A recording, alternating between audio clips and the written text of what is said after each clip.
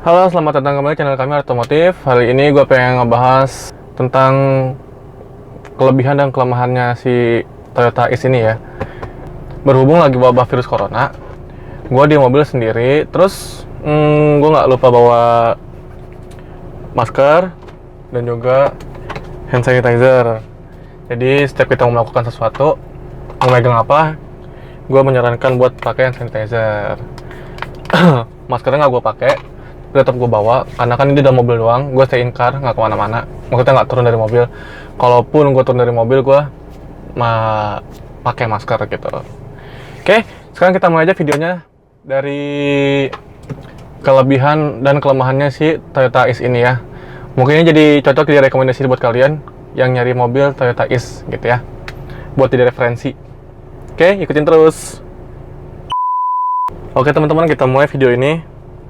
Jadi pakai hand sanitizer dulu, dan sebelum jalan tidak lupa untuk memakai safety belt ya. Oke, sekarang kita mulai. Kita bakal bahas kelebihan sama kekurangan dari Toyota Ace ini. Apa aja kelebihan sama kelemahannya, lebih ke owners experience ya gitu. Jadi pengalaman gue selama pakai ini tuh kayak gimana Toyota Ace, dan apa aja yang udah diganti penyakitnya. Oh ya, jangan lupa buat kunci pintu, karena rata-rata mobil build up itu nggak ada central lock ya, karena itu kan salah satu fitur keselamatan katanya. Di Jepang di luar katanya emang mobilnya nggak ada central lock ya, nggak dipasang sistem central lock otomatis, pengunci otomatis. Jadi kalau mau kunci ya manual. Oke, pertama yang mau gue bahas itu dari kelebihannya ya. Menurut gue mesinnya tuh irit banget ya. Nah, sekitar dalam kota sekitar banding 1:8, 1:9 gitu. Ini udah cukup lumayan irit gitu, karena dia mesinnya udah pakai VVT-i.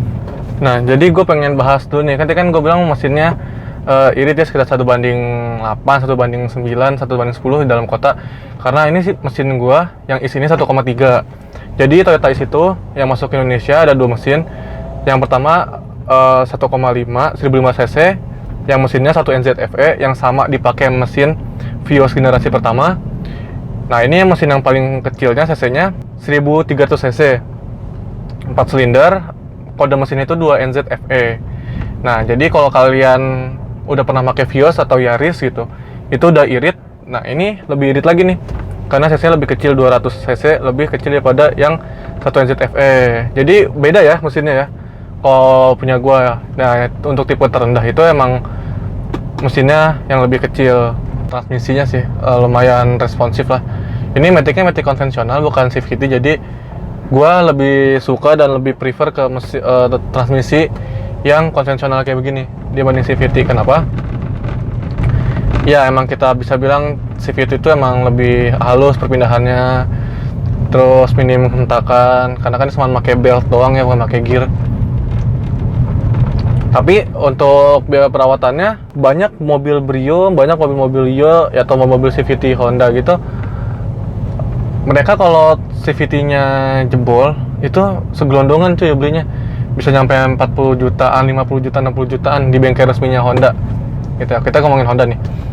Tapi kalau konvensional kayak begini, gua rasa sih kalau konvensional tuh bisa, misalnya kayak bisa beli gearboxnya doang atau beli transmisinya doang, bisa dicicil lah gitu, nggak segelundungan. Dimensinya kecil ya, ringkas. Jadi gue tuh suka nih kalau bawa mobil ini.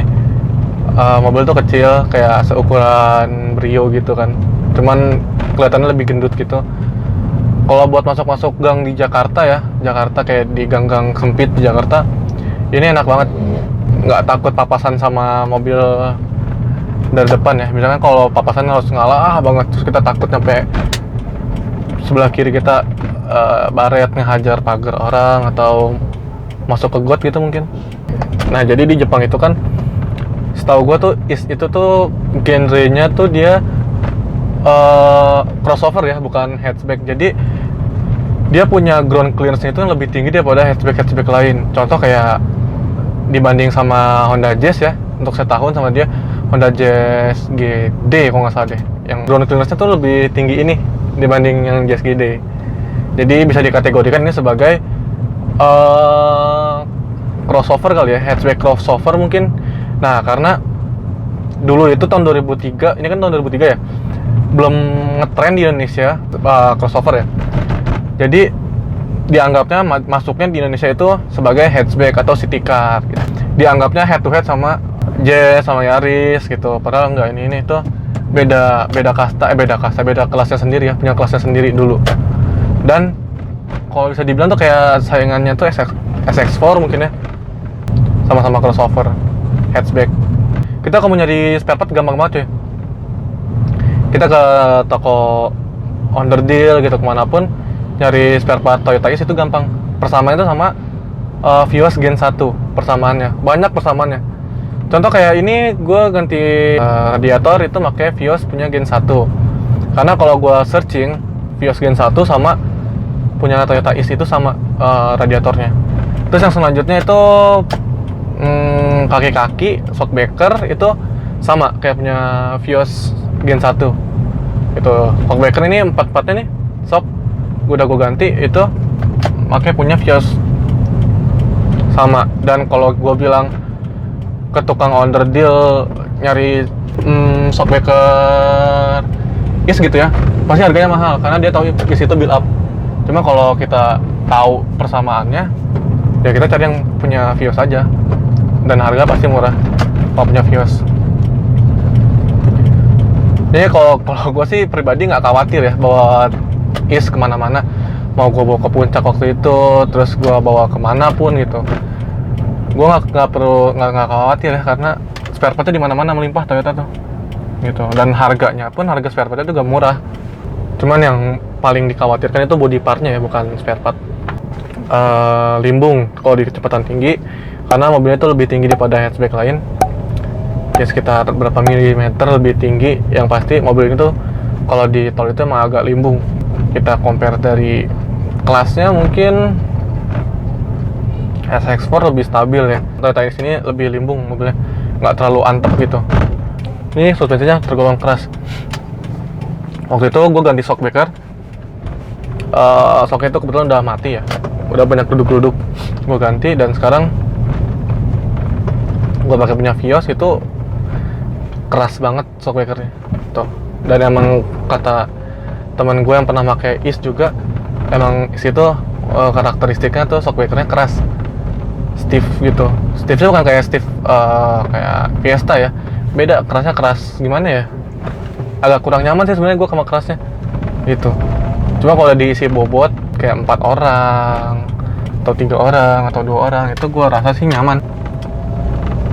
Joknya tuh enak sebenarnya, nggak keras, cuman posisi duduknya itu nggak enak, tinggi ya. Emang dia kan crossover ya jatuhnya ya, posisi duduknya tuh tinggi, nggak kayak Yaris atau kayak Vios bisa lebih selonjoran duduknya.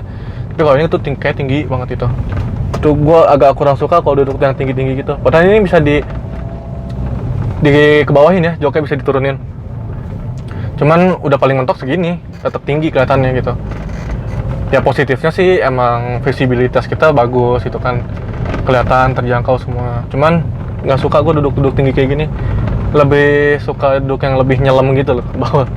Itu di audionya. Nah, ini audionya gue pengen ganti sebenarnya sih. Ini suaranya tuh nggak enak banget cuy. Mungkin standarnya dia begini kali ya, karena gue dapet udah begini. Cuman head unit yang pasti bukan standar, yang udah diganti pakai merek apa ya, VTEC apalah, nggak ngerti itu merek apaan. Yang pasti suaranya nggak enak. Ini bakal gue ganti sih kayak head unitnya. Terus speakernya mungkin gue ganti, gue pasang power, gue pasang subwoofer mungkin ya, biar lebih enak di dalam suaranya. Tergantung duitnya ada apa enggaknya. Lalu gue ganti, wah standarnya dia nggak enak banget. Itu jadi kelemahannya ini nih. Dan juga kan gue tipe 1,3.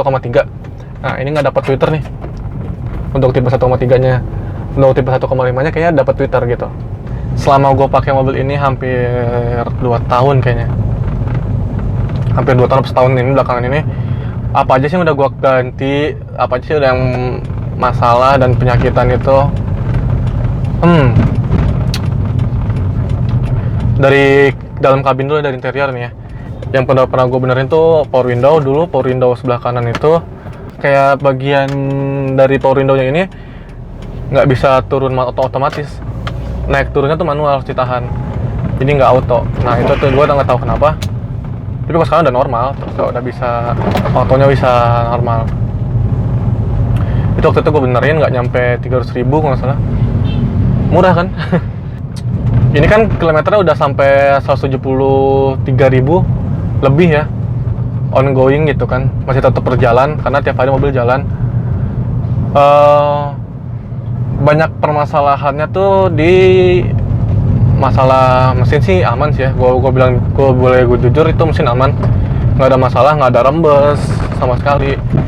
Walaupun nggak tahu sih udah pernah turun mesin apa belum. Jadi yang udah diganti selanjutnya dari mobil ini adalah radiatornya. Jadi radiatornya waktu gue pernah bawa ke puncak, radiatornya tuh jebol, kepanasan, overheat. Akhirnya gue melipir dan gue cek, ya overheat. Ternyata gue cek, gue bawa ke bengkel terdekat dan ternyata radiatornya mampet. Ya ini salah satu saran buat orang-orang yang mau ngambil mobil yang agak usianya lebih tua dari 10 tahun ya. Jadi pasti cek radiatornya ya, dibuka atau diservis. Jadi pas gue buka tuh radiatornya udah pada mampet. Jadi kan ada bolong-bolongan itu ya, kayak sel-sel gitu kan ya. Nah sel-selnya itu ada yang mampet, banyak banget yang mampet. Jadi yang terbuka itu cuman sekitar 2, dan itu tuh kecil banget airnya, nggak bisa masuk air full. Akhirnya situ gue ngakalin, yang penting gue bisa pulang.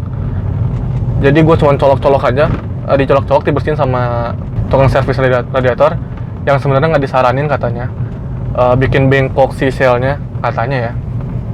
Dan udah banyak beberapa yang bocor di radiatornya itu. Jadi yang cuman 70% lah yang bisa dibenerin lubang-lubangnya gitu kan, dan yang bocor ditambel-tambelin. Itu salah satu pengalaman gue tuh radiator, dan akhirnya nyampe Jakarta gue ganti radiatornya pakai yang tadi gue bilang punya Vios, sama persis Vios Matic. Selanjutnya kaki-kakinya ini udah gue ganti, dan ternyata pas gue ganti emang keras ya. Waktu gue ambil sih emang kayak long terot itu udah pada goyang ya, udah pada bunyi gitu. Udah waktunya ganti, jadi sekalian gue ganti long terot, terus busing-busing juga udah gue ganti, sama shockbreaker. Intinya sih peremajaan kaki-kaki ya. Kaki-kaki gue pakai KYB, bukan pakai yang originalnya Toyota. Gue ganti shockbreaker itu depan 2, belakang 2. Gue cuman ngeluarin duit 1 juta 4 shockbreaker. Murah cuy. Buat Toyota sini tuh ngerawat isi itu nggak mahal, murah beneran deh. Untuk KYB ini sih gue bilang lebih keras karakternya, shockbreakernya bandingannya lebih keras. Kalau kalian punya shockbreaker Vios yang originalnya silahkan, itu mungkin lebih empuk mungkin ya, cuman harga mungkin lebih mahal.